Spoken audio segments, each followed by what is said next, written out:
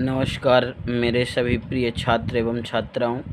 आज हम कक्षा 12 विषय रसायन विज्ञान का ब्लूप्रिंट लेकर आ रहे हैं। जैसा कि आप देख सकते हैं, माध्यमिक शिक्षा मंडल मध्य प्रदेश भोपाल हायर सेकेंडरी परीक्षा सत्र 2021-22 ब्लूप्रिंट ऑफ क्वेश्चंस पेपर। तो देखिए, हम बात करते हैं कक्षा 11 विषय रसायन विज्ञान का ये पेपर है। ये 70 नंबर का पूर्णांक है और समय 3 घंटे ही रहेंगे। अब इसमें से थोड़ा सा ब्लूप्रिंट में परिवर्तन भी हुआ है, जिसे हम लोग देखते हैं। सबसे पहले मैं बात करता हूँ कि इकाई एवं विषय वस्तु, फिर किस इकाई से कितने नंबर का आना है, वस्तुनिष्ठ प्रश्न कितने रहेंगे, 1 अंक वाले, 2 अंक वाले कितने प्रश्न, 3 अंक वाले कितने प्रश्न, 4 अंक वाले और 5 अंक वाले। तो आइए सबसे पहले हम बात करते हैं। पहला टॉपिक है रसायन विज्ञान की मूल अवधारणाएं। फर्स्ट यूनिट से 5 नंबर का आएगा। इससे आपको 3 ऑब्जेक्टिव पढ़ना है और एक प्रश्न जो है वो 2 नंबर का आएगा। मतलब कुल इस पार्ट से 5 नंबर का आना है। दूसरा पार्ट हम बात करेंगे, दूसरा लेसन जो है परमाणु संरचना। परमाणु संरचना से कुल 5 अंक का आना है और इसमें से 2 ऑब्जेक्टिव रहेंगे और एक 3 नंबर का प्रश्न रहेगा।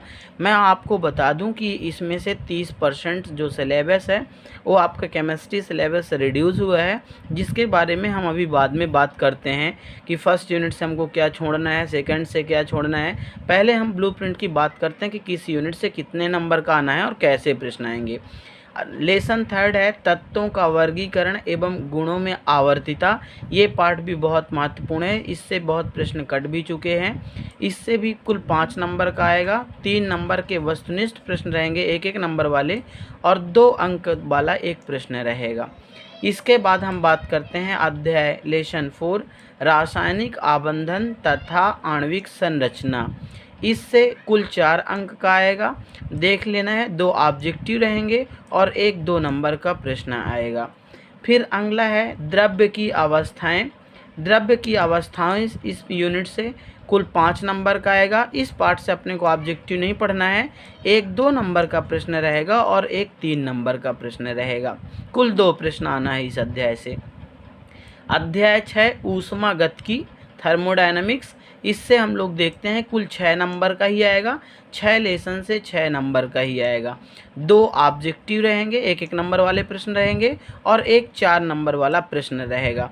वैसे इस लेसन से जनरली आप जो गणितीय व्यंजक टाइप से प्रश्न हैं वो अधिकांशतः इस प्रश्न से पूछे जाते हैं। इसके बाद हम लोग बात करेंगे साम्यावस्था लेसन 7। इससे भी कुल 6 नंबर का आना है। एक ऑब्जेक्टिव रहेगा, एक 2 नंबर का प्रश्न आएगा और एक 3 नंबर का प्रश्न रहेगा। तो कुल मिलाकर इससे भी 2 प्रश्न आने वाले हैं और एक ऑब्जेक्टिव रहेगा, तो कुल 6 नंबर का इससे भी आने वाला है। इसके बाद हम बात करेंगे अध्याय 8 रेडॉक्स अभिक्रियाएं। इससे भी 6 नंबर का आएगा, एक ऑब्जेक्टिव रहेगा और एक 5 नंबर का प्रश्न रहेगा। वैसे इस लेसन से जनरली सिर्फ ऑक्सीडेशन कैसे निकालना है, ऑक्सीडेशन निकालने के लिए जनरली आता है और 2 प्रश्न और बहुत मोस्ट है, मानक इलेक्ट्रोड विभव और एक है डेनियल सेल। इसके बाद अध्याय 9 हाइड्रोजन है। हाइड्रोजन से 3 नंबर का आना है।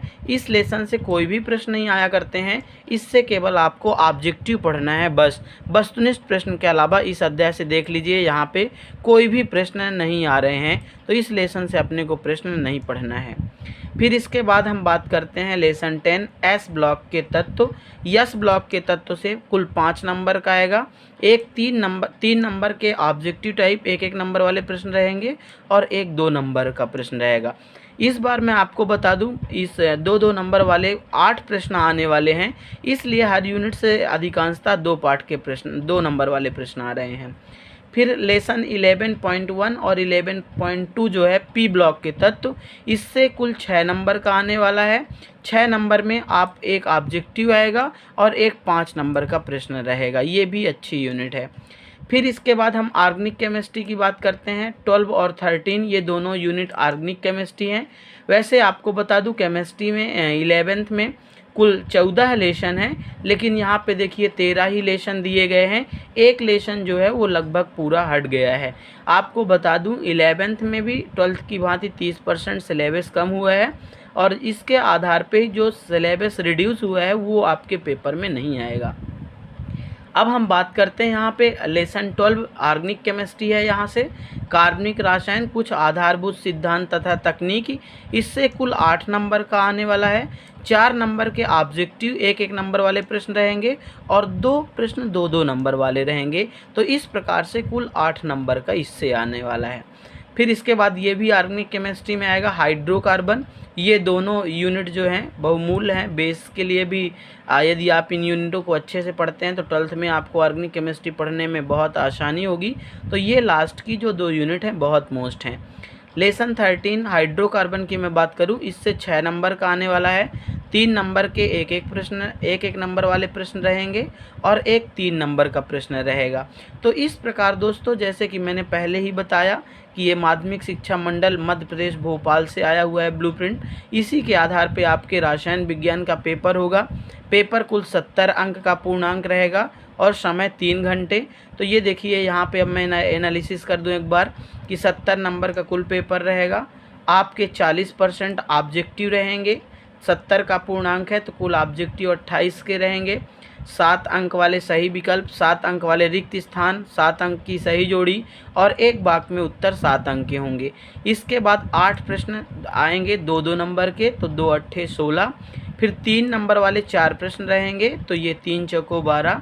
4 नंबर का केवल एक ही प्रश्न आएगा, जिस तरह 12th में भी केमिस्ट्री में यही ब्लूप्रिंट है। और 5-5 अंक वाले 2 प्रश्न आएंगे। तो इस प्रकार आप यहाँ पे देख लीजिए कुल प्रश्न रहेंगे 15 और 15 प्रश्न जो रहेंगे प्रत्येक प्रश्न में अथवा आपको मिलेगा।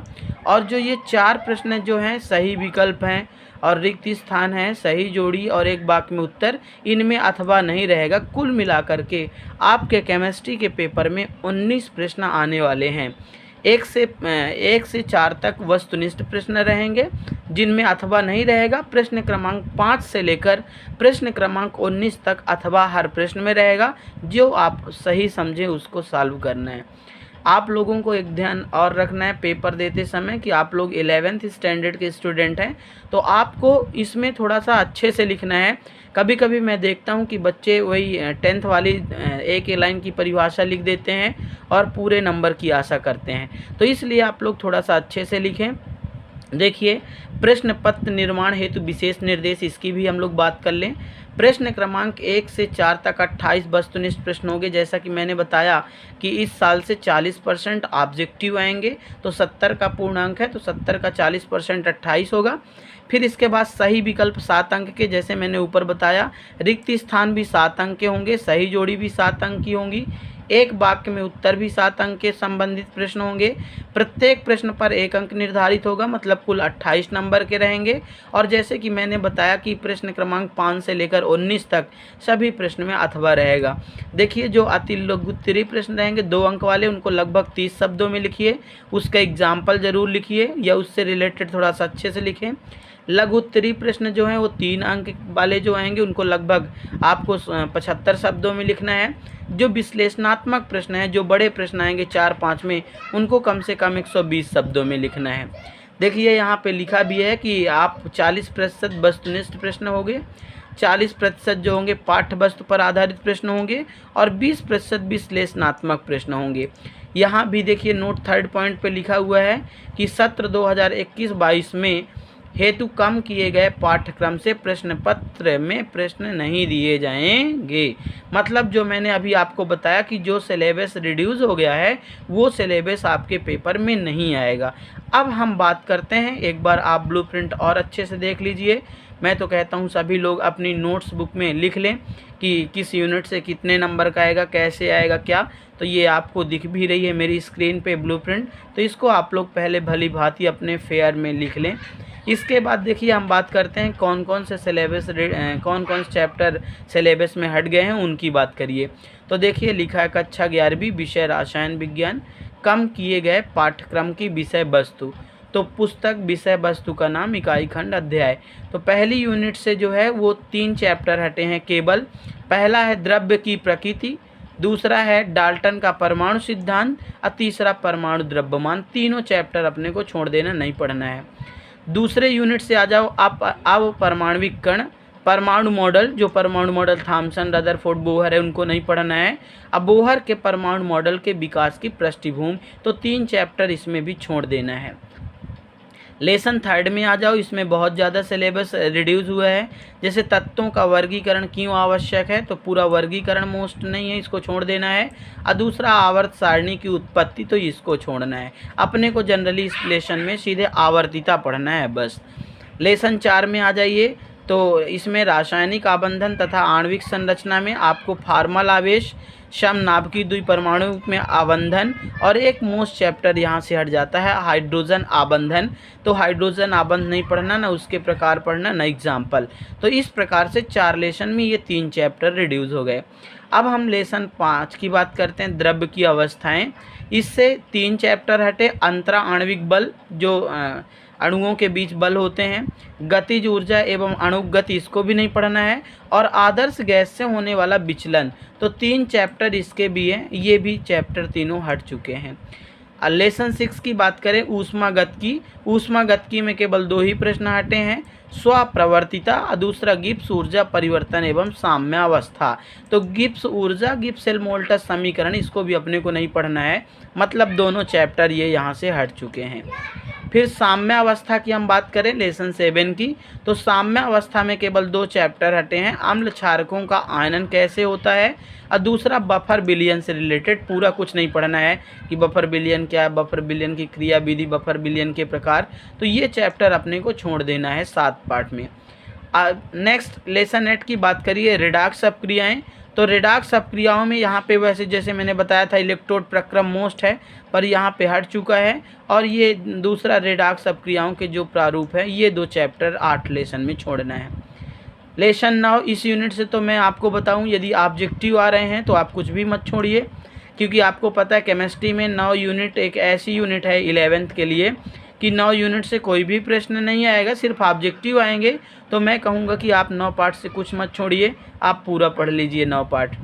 एस ब्लॉक के तत्व लेसन 10, इससे भी सोडियम के कुछ महत्वपूर्ण यौगिक हट गए, जैसे NaOH हो गया, Na2CO3 हो गए, तो ये यौगिकों को अपने को नहीं पढ़ना। सोडियम पोटेशियम की उपयोगिता क्या है, उसको भी नहीं पढ़ना। कैल्शियम के कुछ महत्वपूर्ण यौगिक नहीं पढ़ना, जैसे कैल्शियम ऑक्सीक्लोराइड हो गया, कैल्शियम हाइड्रोक्साइड हो गया। मैग्नीशियम एवं कैल्शियम की उपयोगिता भी नहीं पढ़ना। तो इस यूनिट से भी अपने को 4 चैप्टर हटा देना, नहीं पढ़ना है। बात हम करते हैं 11.1 एंड 11.2 की, पी ब्लॉक तत्व। इससे भी आपको 3 चैप्टर हटाना है। बोरान के कुछ महत्वपूर्ण यौगिक, बोरान एवं एल्यूमिनियम तथा इनके यौगिकों के उपयोग, और नेक्स्ट है कार्बन व सिलिकॉन के उपयोग। तो इससे जनरली वैसे कुछ नहीं हटा है, उपयोग बस हटे हुए हैं, और बोरान के कुछ यौगिक हैं जैसे बोरेक्स हो गया। तो इस यूनिट से अपने को 2-3 चैप्टर छोड़ देना है। अब हम बात करते हैं ऑर्गेनिक केमिस्ट्री की, कि 12 और 13 ऑर्गेनिक केमिस्ट्री है। जैसे कि ऊपर हमने बताया था कि 11th में कुल 14 यूनिट हैं, जिसमें से देखिए ये जो 14वीं यूनिट है पर्यावरणीय रसायन एकक, ये पूर्ण रूप से हट गई है, इसलिए वहाँ पे ब्लूप्रिंट पे 13 यूनिट ही दिख रही हैं। तो ये लेसन पूरा हट चुका है। तो लेसन 12 से देखिए क्या क्या नहीं आएगा। कार्बनिक यौगिकों के शोधन की जो विधियां हैं उनको नहीं पढ़ना है। कार्बनिक यौगिकों का गुणात्मक विश्लेषण ये भी हट चुका है, और मात्रात्मक विश्लेषण इसको भी अपने को नहीं पढ़ना है। हाइड्रोकार्बन ये बहुत बड़ा लेसन है, कठिन भी है क्योंकि ऑर्गेनिक केमिस्ट्री है। तो इस लेसन से लगभग कुछ नहीं हटा, सिर्फ एक चैप्टर हटा है, मुक्त मूलक हैलोजनीकरण एवं दहन। तो वैसे मैं कहूँगा कि लेसन 13 से कुछ भी नहीं हटा हुआ है, इसको अपना को पूरा पढ़ लेना है। तो एक बार आप लोग, सबसे पहले मैं यहाँ पे ब्लूप्रिंट को स्क्रीन पे लिया हूँ, आप पहले इसको भली भात बढ़िया फेयर पे लिख लीजिए। इसके बाद दूसरा काम ये करना अपने को कि कौन सा सिलेबस, कौन से चैप्टर सिलेबस के हट गए हैं, इसकी भी आप एक अपने फेयर बुक में सारणी बना लीजिए और इसको बढ़िया ध्यान से पढ़िए।